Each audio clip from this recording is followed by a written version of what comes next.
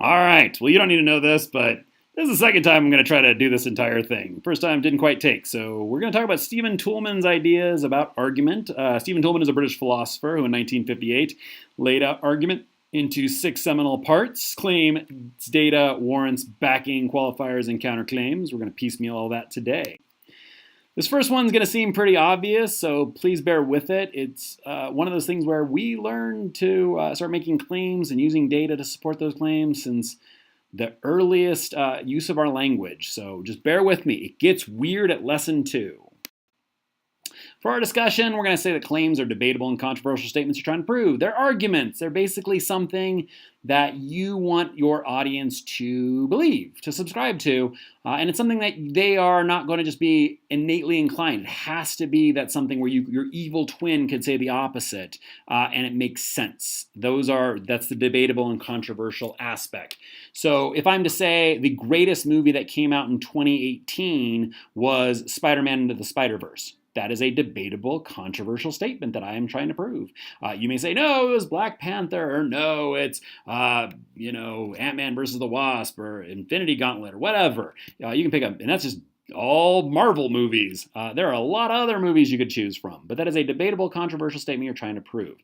Now, the data is the collection of evidence that supports the claim. It's something you're going to use to validate it. It's like, well, haha, you know what? Unlike all those other Marvel movies, the Academy Award for Best Animated Picture went to not Incredibles 2 or not any other Disney or other animated movie. It went to Spider-Man Into the Spider-Verse. That is a fact. It's undisputable. It's easily Googled. That right there is data. It's actually a datum. It's singular to support my controversial claim that Into the Spider-Verse, best movie that came out last year. For this argument, we're going to be using Stephen Toulmin himself as an example. So here is our singular datum. Stephen Toulmin was born in the United Kingdom. Not disputable, not debatable, just a fact. You can look at his birth certificate and see. So, datum, so claim. Well, Stephen Toulmin was born in the United Kingdom, so I'm going to argue he is British. Now, that may not seem like a debatable and controversial claim, but bear with me. You'll see why it is as we move forward. Here is our flowchart. You're going to see me piecemeal it up. Right now at the top, overtly expressed, datum, so claim. We often say evidence and we say arguments. They're right there so everyone can hear them. This will all make more sense as I add in some other pieces of the puzzle. Part 2, warrants and backing. Here's where things get a bit weird. And it gets weird because so much of what I'm about to discuss is implied and inferred, and it's something that the author and audience, the rhetor and his audience need to share. If you want to make yourself understood and argue an idea, you have to ensure that you and the audience share certain values and beliefs, and that those are also supported. Here's how this works. Warrant, logical and persuasive connection between claims and data.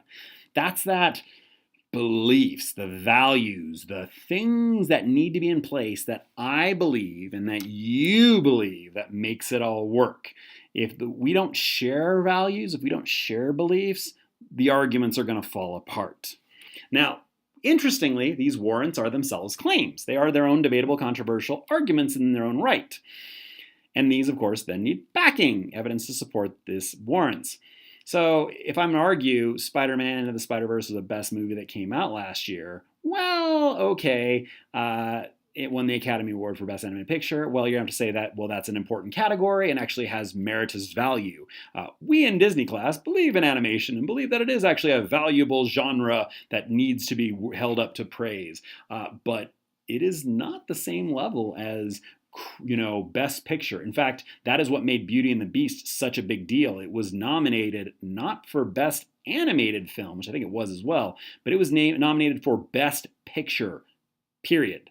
That's a big deal. To have Beauty and the Beast, I think it's 1994 awards, nominated for Best Picture, period. That's a big deal. And also, this is also, the warrant here is that we all believe that the Academy, that those filmmakers and film goers have value, and when they say a movie is good, that we all believe that. If we think they're a bunch of idiots who don't know that a good film from their butts, then well, that's the problem. We have to share the belief that the Academy of Motion Pictures actually are a authority when it comes to movie making. And if we share that belief, then my argument about Into the Spider-Verse being the best movie because it won the Academy Award for Best Animated Picture has value. And then backing is those beliefs that make it happen. So let's piecemeal this out.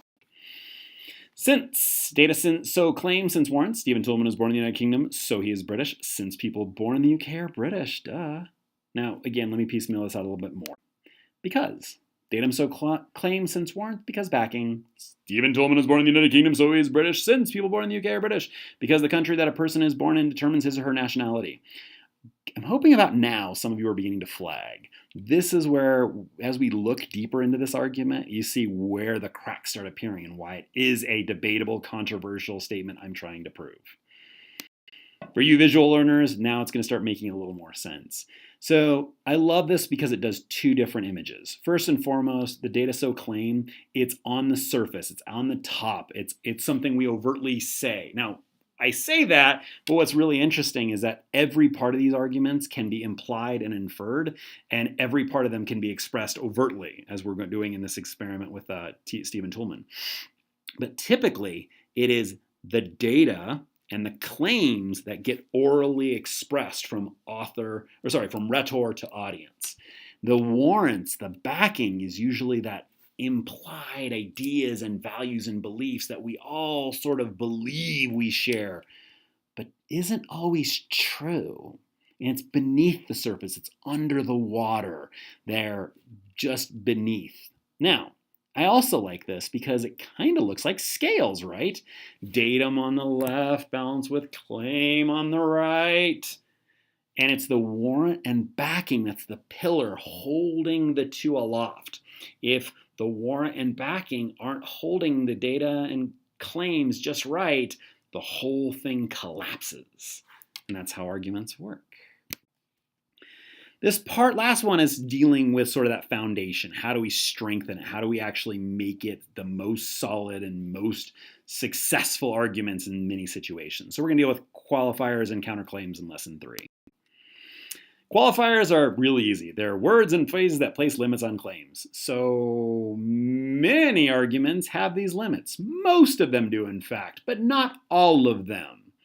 But some do for sure. That, some, most, many, all, those are qualifiers. I'm placing limits on what exactly is or is not included. Counterclaim. Counterclaim is basically a challenge that refutes another specific claim because counterclaims are, again, claims. They're also known as counterarguments. Now, a refutation of the counterclaim is called a rebuttal. So I claim, my critic counterclaims, and then I refute or rebut that counterclaim. So now we got our parentheses, data so qualified claims since warrants because backing. Stephen Toulmin was born in the United Kingdom, so it is likely he is British, since people born in the UK are British because the country that a person is born in determines his or her nationality. And if you haven't figured it out, let's get to unless. Data so qualified claims since warrants because backing, unless counterclaim.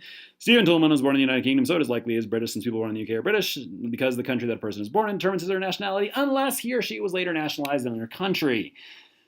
If you all are not born and bred in the country you happen to be a citizen of, then hey, you understand exactly this. It is possible throughout the world to go to another country and become a citizen of that country. Some countries are very easy at this, some countries are very hard at this, and many countries are somewhere in between. But the idea of being born in a country does not necessarily determine one's nationality per se. It is possible that Stephen Toulmin left Great Britain and came to the States and swore allegiance to our flag and became an American citizen with all rights and privilege. This is something many Americans have in fact done, and that makes them American. One can be born here or one can be nationalized, and that's the whole process of nationalization that creates citizenship from expatriates from other lands. So that is why it's debatable. That is why it's controversial.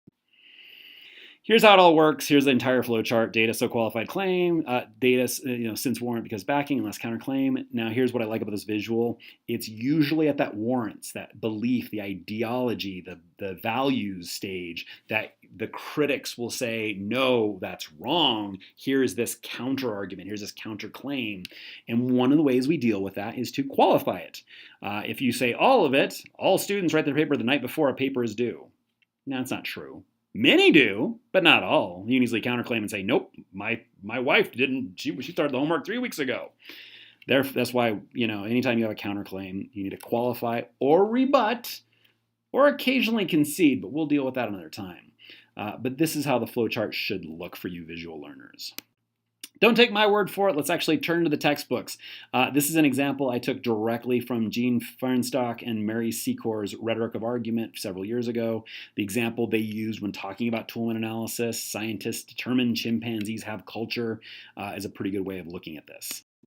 So data, these are just facts, remember? They're just irrefutable arguments. Or not arguments, they're just things that we all believe. Chimps have at least 39 customs related to tool use, grooming, and courtship that vary widely from group to group. This isn't debatable. You can look at enough groups of chimps and you're like, oh, that group grooms like this, and this one uses these tools. They vary. That's easily showcased by any primatologist in the industry. I'm sure they actually have seen this tons and tons of times. What's interesting is the argument based on it that chimpanzees have culture. That's where things are debatable and controversial. No, they don't. These monkeys, and here I'm being deliberately pejorative and hyperbolic, these monkeys don't have culture. Culture is a human thing. Only humans can have culture. I have culture. You have culture. Monkeys, like chimpanzees, again, hyperbolic, I know better, don't have culture. But check out this belief, these warrants that make this true. A culture is a way of life based on customs that are invented, learned, and shared. They vary from group to group and are passed on socially rather than genetically. These chimpanzees did not come into the world knowing how to court. They had to be taught it by their group. They did not know how to groom. They had to be taught it by their group. And they had to be taught tool use. And these vary. Some use rocks, some use shells, some use bones, whatever. The tools it use are differing by group. And because they differ sociologically, not biologically, this is culture. This is an argument. It's a debatable, controversial statement that one can try to prove. Let me give you even more of a classic example. This is, if you Google Toulmin, one of the first things you're going to find is John Gage's The Shape of Reason. And he has this argument which he breaks down into these terms. Let's see if we can flesh it out a bit. But again, please do, go Google Toulmin. I think you'll find this one very quickly. Congress should ban animal research. That is a debatable, controversial argument that this author is trying to prove. Because animals are tortured in experiments that have no necessary benefit for humans, such as the testing of cosmetics. Now, duly noted, there's a bit of hyperbolic language in there about torture and benefit, but that is a fact. There are, in fact, corporations that do test products on animals, and one of these industries is, in fact, the cosmetics industry. That isn't debatable, it's not controversial, that's just something that many of us have been aware of for many, many years. It's just a fact. The well-being of animals is more important than the profits of cosmetic industry. That's a belief. Now, many people do share that belief, that why should an animal suffer, like literally suffer, burning, pain, stuff in their eyes, nastiness, just so the cosmetic industry can make a couple bucks. That's mean, it's cruel, and animals have more value. But not everyone buys that. I mean, clearly, because people in the cosmetic industry, they prioritize profits over animal happiness. I mean, they're just dumb animals. Who cares? And that becomes that debatable thing where it depends on how you feel about the happiness of animals and how much you feel about the bottom line of making money by testing on available resources.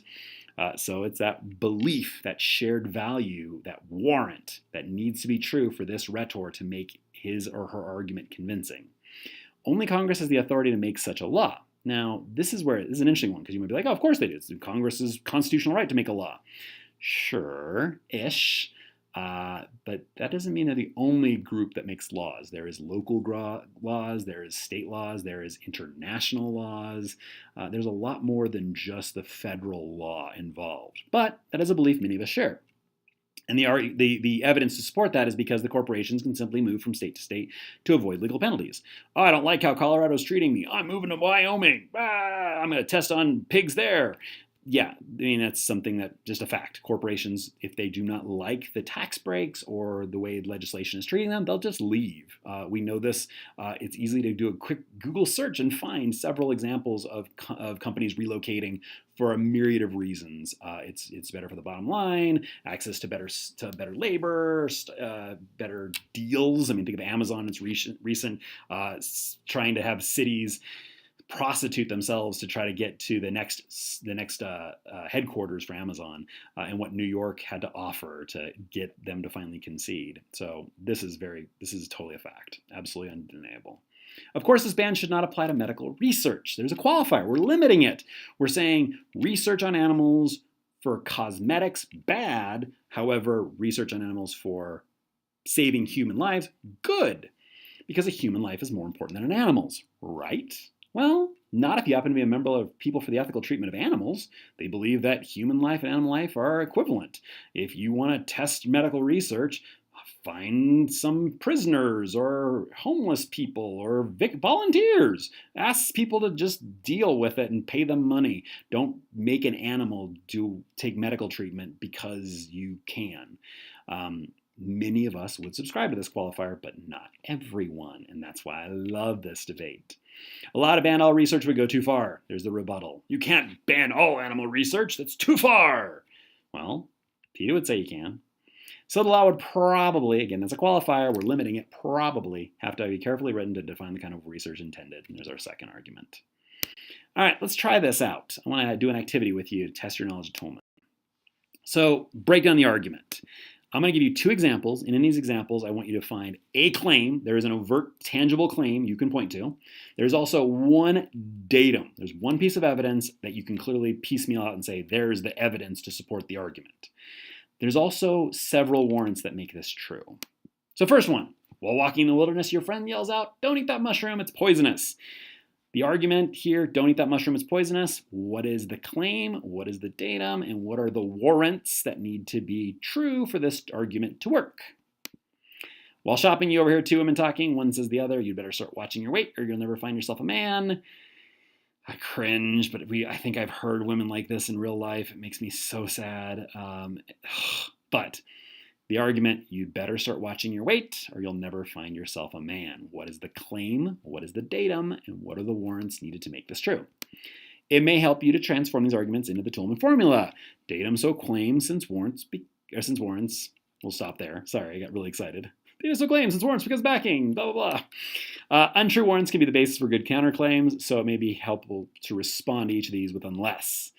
And we'll see if we can deal with that in a second, but just keep it in mind. So you're walking in the wilderness with your buddy. Your friend reaches out and says, "Don't eat that mushroom. It's poisonous." You are very tempted. You like mushrooms. They're delicious. But you are told, "Don't eat that mushroom. It's poisonous." What is the claim? What argument is your friend trying to convince you of? You shouldn't eat that mushroom. That is not a good mushroom for you to eat. Do not eat that. That is his debatable, controversial statement he is trying to prove. What is your friend's evidence? I don't know why I think it's a he. Sorry. He or she. What is his or her evidence? The mushroom is poisonous. That is the fact. Your friend is absolutely convinced that is a poisonous mushroom and that he or she is trying to persuade you, don't eat it. What warrants need to be in place to make this true? What beliefs, what values, what do you have to believe for this argument to work? Number two. You're shopping, over here with two women talking. You better start watching your weight or you'll never find yourself a man. What is the claim the one friend is offering? She needs to be careful not to gain any more weight. "Becky, you can't gain any more weight. I'm worried about you. Don't gain any more weight." That is a debatable, controversial statement that one friend is trying to prove. What is her evidence for this claim? Well, the datum is she won't be able to find a man if she gets fat. That is that's for this author, for our rhetor, that is a fact. That thin is in, and if you have any weight about you and you're a woman looking to get a guy, it's not going to happen. You can only get a man if you're not fat. That is the evidence that this person needs to be true for her argument to work. And I know, hoping you're beginning to see how interesting this can get, because this is a fact for this situation, but it's not a universal truth with a capital T. Let's actually deal with some of these warrants, which help explain some of this. First and foremost, for this argument to work, men aren't attracted to fat women. That has to be in place. If men like thick women, voluptuous women, this is a dumb argument and it immediately fails, because there are men out there who actually like a woman with a bit of meat on her. She has to live in a culture that values thinness. Now, this is something very true in our contemporary society. Well, especially a few years ago, we were really into thin, especially in the 90s and even late 80s. But if you go back a couple hundred years, the thin little waifs were the ones working the fields. If you had some meat on you, you probably royalty. So voluptuous, larger women were definitely the more attractive, societally speaking, then. Because, of course, it was hard to get food. And nowadays, it's easy to get food and it's easy to get fat. So we value thinness because it shows discipline and exercise and restraint. Our values are wrapped up in this. It's not a universal. She doesn't already have a man. How fun is that? While telling her happily married friend, you better watch your weight or you'll never get a man, like, I got a man, got the ring, my husband likes me the way I am. That construction. This has to be a single woman on the receiving end of this argument for it to have validity. A single woman who wants to be in a relationship. Perhaps she just got out of one and wants to be single, some me time. Or maybe that never finding a man is a bad thing. Maybe being single is actually a good thing, you know? Maybe that's the best way to function in our society. My favorite, all-time favorite is this one. The woman has to be heterosexual. If you say you'll never find yourself a man to a lesbian, it is one of the dumbest things you can express. And so this idea of you better watch your weight or you'll never find yourself a man only works if the receiver is in fact a heterosexual woman. Love that one. And last, she has to be able to watch her weight. There isn't a medical, psychological condition. Imagine telling this to a poor woman who's got some glandular issue and she cannot. She tries desperately to control her weight, but she just biologically is unable to.